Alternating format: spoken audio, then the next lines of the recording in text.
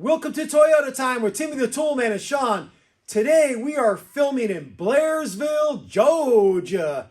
And the reason why I'm in Blairsville is I'm visiting my buddy Jordan, who lives in Atlanta, but his family has a nice piece of property up in Blairsville.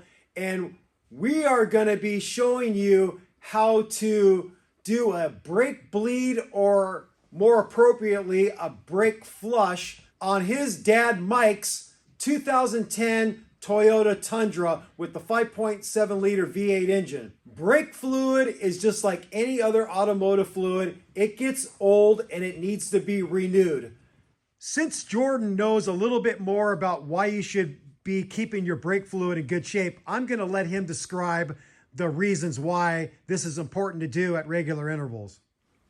Sure, there's two reasons why changing out your brake fluid frequently is important. It really comes down to moisture. Over time, moisture will work its way into the fluid. Wet brake fluid has a lower boiling point, and so it will not be as effective at braking, especially when the system gets hot. Also, the moisture in the fluid, it accelerates any sort of wear with rubber seals and things like that. So clean brake fluid will help the seals and things in the system to last longer. Very good explanation. Thank you, Jordan. So it's good to, at regular intervals, renew the brake fluid so you have nice fresh brake fluid and no moisture in the system. Other than doing a basic maintenance of the fluid, there's other reasons why you'll want to know how to do this. You might be changing out a caliper or a wheel cylinder, and once you open up the system and some of the brake fluid leaks out, now you're going to have to bleed the brakes to get the air out of the system, because a brake system is a hydraulic closed system, and any air in the system is going to affect the performance of your brakes. So you need to have all the air out. This video will also work for you if you're doing some type of maintenance on your system and you actually opened up the system to the air and some fluid leaked out. Anytime you do open the system up, you're going to want to limit how much brake fluid you let leak out for a couple different reasons. Number one, it's going to make the bleeding process way easier if you limit how much brake fluid you let leak out. And then number two, you have to be really careful, because if you end up leaking out so much to where you drain the master cylinder, now you have to go through the bleeding procedure of the master cylinder, and that's just creating more work for yourself. So what I like to do when I break free brake lines is I usually put a 7/32 rubber vacuum cap over the line, and that stops the flow of the fluid, and then you are going to have a much easier time bleeding the brakes afterwards. You could also use some type of little silicone plug, whatever you want. But the goal is just to limit how much fluid you let leak out to make your life much easier. With all that said, we are going to get started with this job. We're going to suck out as much fluid out of the master cylinder as we can to lessen the amount of bleeding we have to do. Jordan has a nice little system, a big syringe with a clear plastic hose, and he's going to draw out some of the fluid, but not so much to where we will introduce air into the master cylinder. So we're going to scratch the idea of trying to drain out some of the fluid out of the master cylinder, because there's a filter screen in there, and we tried our best with some little pick tools and screwdrivers to be able to pop that filter out of the master cylinder reservoir, and we failed miserably. And so before we end up breaking that filter screen, we're just going to end up having to spend a little more time at each of the brake calipers to properly get all the old fluid out of the system.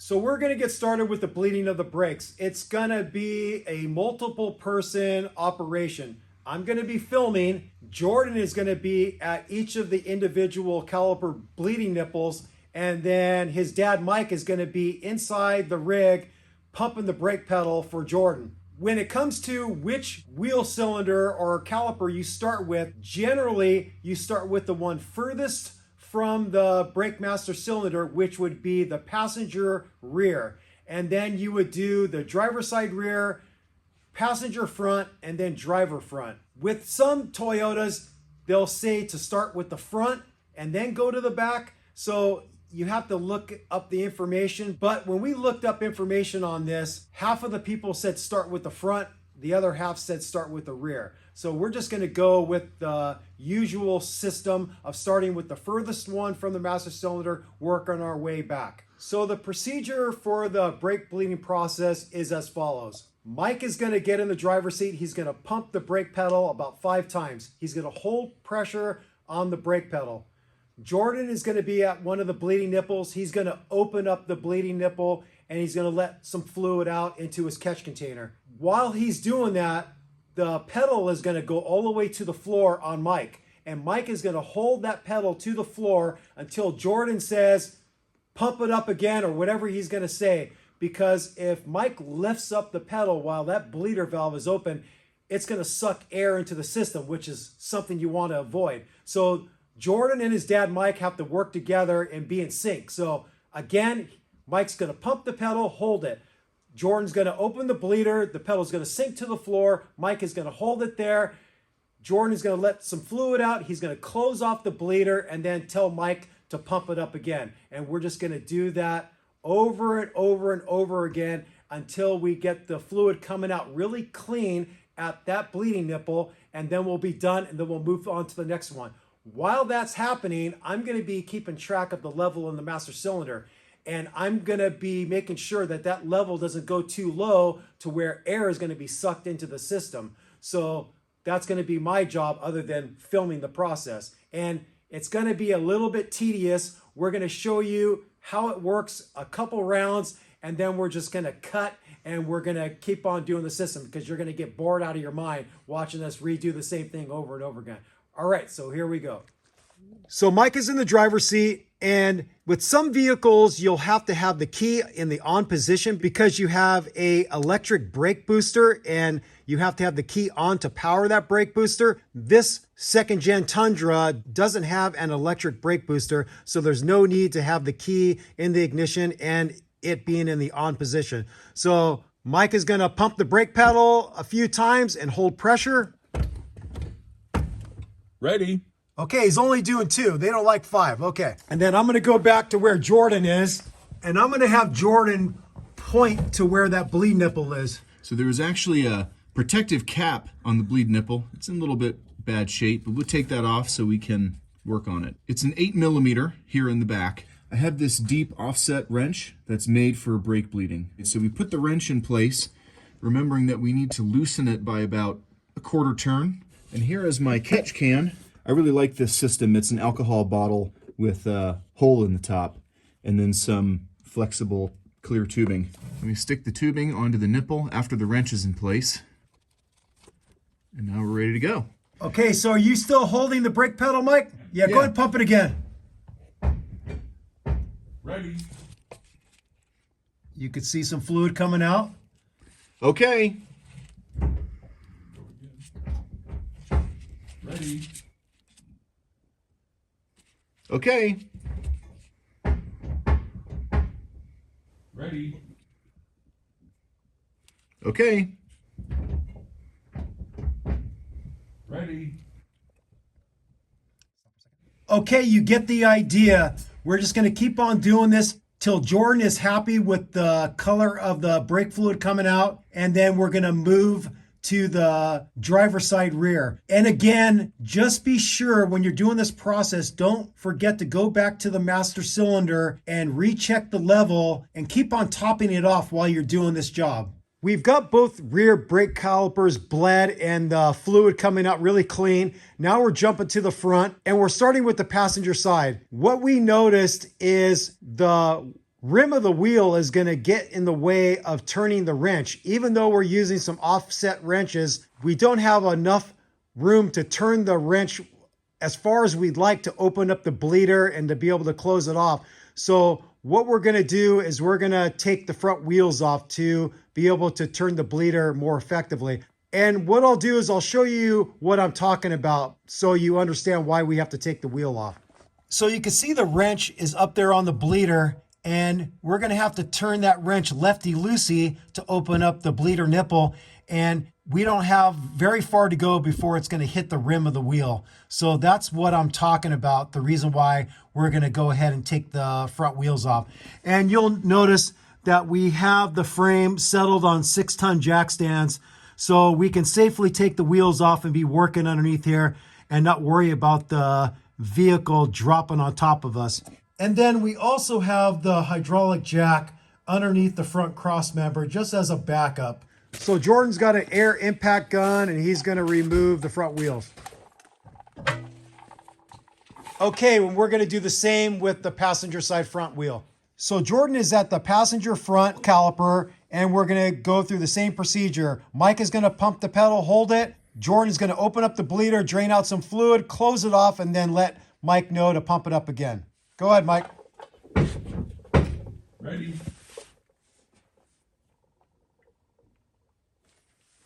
Okay. Ready.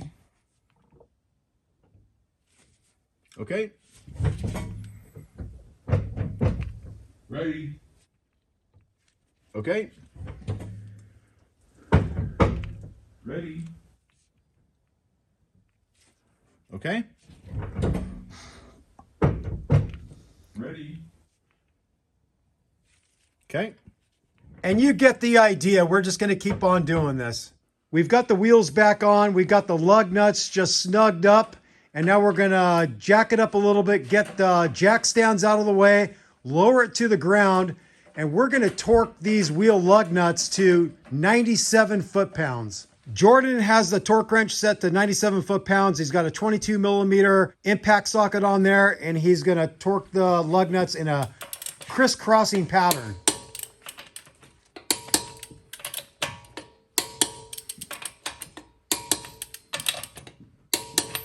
There it is. And it's never a bad idea just to double check and go around the clock. So starting at the top and just work your way around, just double check one more time. Okay, we're going to do the same with the passenger side front. Now what I'd like to show you is a comparison of the old fluid we took out with some new fluid. This is some old fluid that Jordan sucked up into a turkey baster. You can see it has a little bit of a darker amber color. And then now what we're going to do is we're going to suck up some brand new fluid into the turkey baster and show you the comparison. So he's going to draw some new fluid up from a container with new fluid. It was hard for him to suction the fluid out of that container, so he's drawing it up from a cup that we poured some in. So you can see the comparison from the old fluid to the new fluid. This new fluid is much more clear looking. And if your brake fluid is really old, the comparison is going to be even more drastic.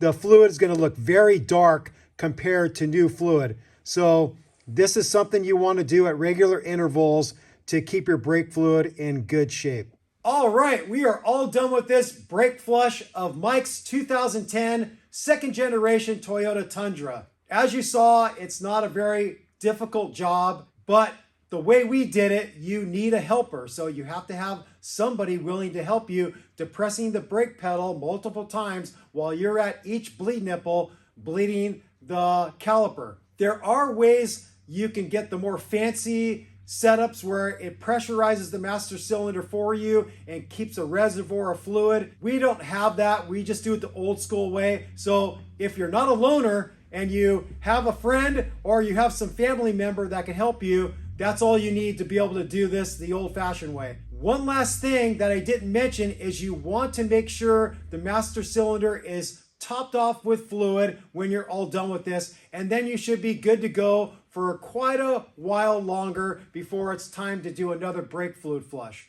A good thing to do is you want to keep track of your maintenance history by either writing it in some type of little booklet, or there's even phone apps you can download and keep track of your vehicle maintenance, which is a good thing to do so you're not guessing when the last time you serviced something. You know the exact date and the mileage you actually did it, so there's no guesswork involved. One last thing that you want to do is you want to take it for a test drive.